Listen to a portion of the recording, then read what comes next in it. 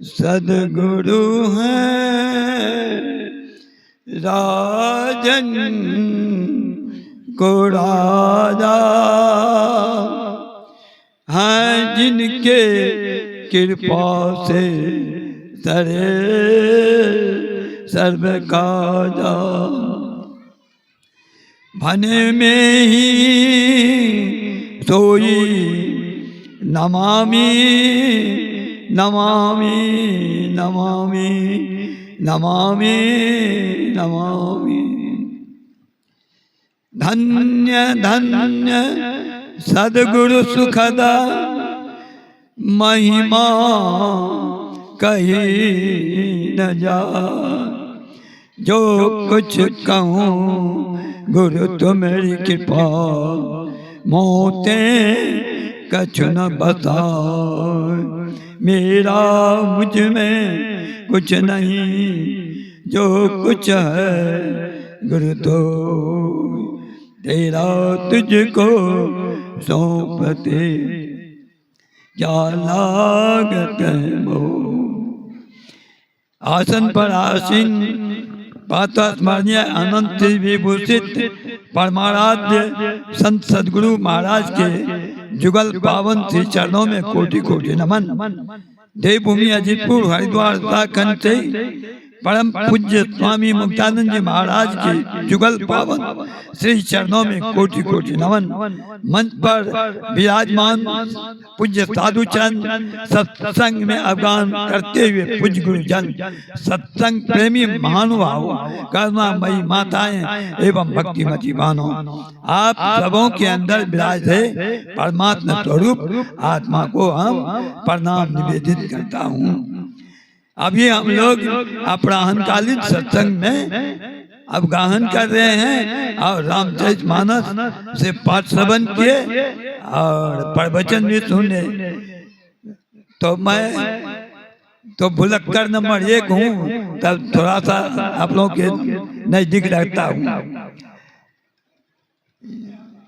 कर्म प्रधान विश्व करी राखा, जो जस करहि तस फल चाखा। ये गोस्वामी तुलसीदास जी के वाणी में है। और रहीम कवि कहते हैं, करे बुराई सुख चाहे कैसे पावे को, रोपे पेड़ बबूर का आम कहाँ से। आप बुराई कीजिएगा, बबूर का पेड़ रोपिएगा, सोचिएगा आम खाने के लिए। आप बुराई कीजिएगा, चाहिएगा अपना भलाई, तो कैसे होगा। इसीलिए संत के सानिध्य में आकर के जो हम लोग सत्संग सुनते हैं कि मज्जन फल देखिए तत्काला, अक्का कोई बकौ माला। वर्णित तीर्थराज में स्नान करने का फल कौवा कोयल होता है और बगला हंस होता है। उसी तरह संत जब सत्संग में आते हैं, आएंगे और सत्संग के वचनों को सुनेंगे तो निश्चित है कि उसमें परिवर्तन हो जाएगा। और अगर आप सही माने में जस चाहते हैं, प्रतिष्ठा चाहते हैं, तो आपको 5 महापापों से बचना पड़ेगा। गुरु महाराज के आदेश हैं, झूठ, चोरी, नशा, हिंसा, व्यभिचार, ये 5 पाप से वर्जित रहते हुए समय से ध्यान, भजन, सत्संग करते रहेंगे तो आपको, हमने कह रहे हैं गुरु महाराज के वाणी में, तो आपको किसी प्रकार की कमी नहीं रहेगी और गुरु महाराज के आदेश का भी पालन होगा। तो सबसे बड़ी बात है कि अगर हम गुरु महाराज के सानिध्य में सत्संग में आते हैं, बैठते हैं, तो सत्संग के वचनों को सुनना चाहिए। टाइम एंड टाइड वर्डों में समय और काम मनुष्य का इंतजार नहीं करता है। और सत्संग में आने के बाद बैठते हैं तो सत्संग के वचनों को सुनिए, तब आपको फायदा होगा। सत्संग के वचनों को सुनिए।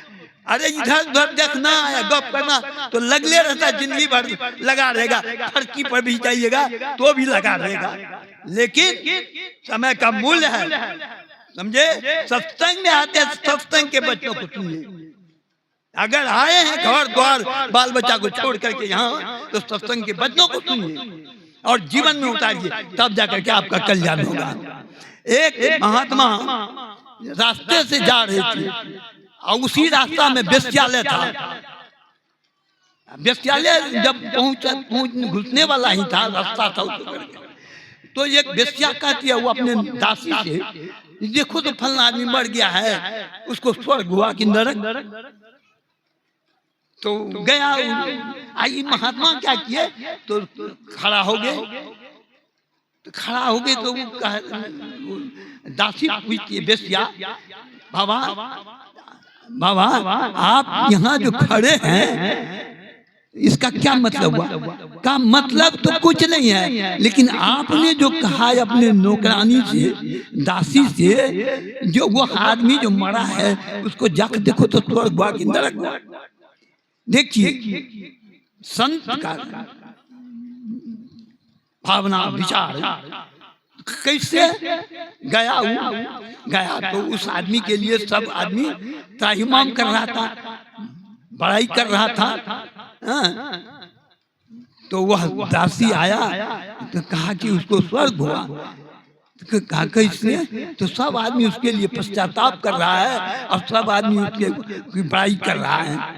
तो यही हुआ कर्म, जो मनुष्य के अंदर वैसा गुण होना चाहिए जो कभी भी किसी भी समय कहीं भी उसके ऊपर आरोप नहीं लगे, किसी प्रकार से मनुष्यों के नजर से गिरना नहीं चाहिए। यह शरीर मिला है 84 को भ्रमण करते हुए परम पिता परमेश्वर के असीम अनुकंपा से, और यह शरीर क्या है? देवालय, शिवालय। तो इस शरीर को देखिए, आप हम सारे संसार के लोग अपने घर में देवता का घर बनाते हैं तो उस घर में जूता चप्पल नहीं जाने देते हैं, गंदी चीज नहीं जाने देते हैं। तो यह शरीर तो आपका जो है ना परमात्मा का दिया हुआ है, और यह देवालय है, देव दुर्लभ शरीर है, देवताओं को भी यह शरीर दुर्लभ है। और ऐसे शरीर को पा करके झूठ बोलते हैं, नशा खाते हैं, हिंसा करते हैं, व्यभिचार करते हैं, तो गंदी चीज न हुआ। और गंदा चीज को अगर दीजिएगा तो क्या होगा? इस शरीर के अंदर जितने देवता का वास है, बासा है, बास नहीं बासा है, वह सब देवता शरीर से निकल जाएगा। अब जब निकल जाएगा तो आपको हाथ मलने के सिवा और कुछ पछताने के सिवा और कुछ नहीं मिलेगा।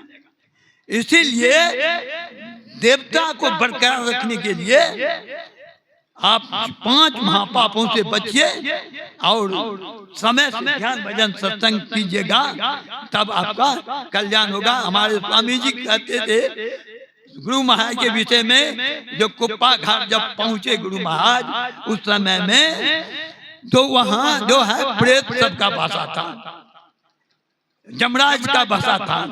लेकिन जब गुरु महाराज पहुंचे और समय से ध्यान भजन सत्संग करने लगे तो सब जमराज प्रेत सब साफ हो गया।